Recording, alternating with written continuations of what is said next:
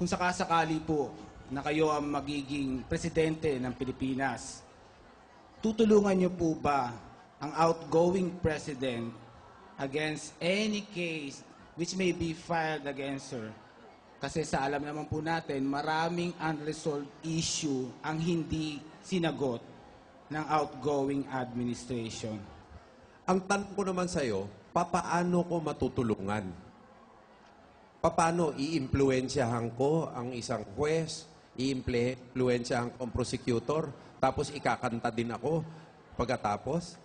Palagay ko, pag ako'y isang pangulo, wala na rin pagkakataon dahil nakabantay na ang ating mga kababayan sa atin na matutulungan ko ang isang, hindi lang ang pangulo ngayon, dating pangulo, mga nasasakdal na ordinary dependents, mga kalaban sa politika, kahit sino. Ang obligasyon ko maliwanag at huwag nating i-confine sa pangulo.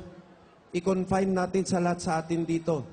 Ke pro-prosecution, ke pro-defense. Dapat ba akong makialam sa kaso ng isang mamamayan? Palagay ko hindi. Kaya the rule for one is the rule for all.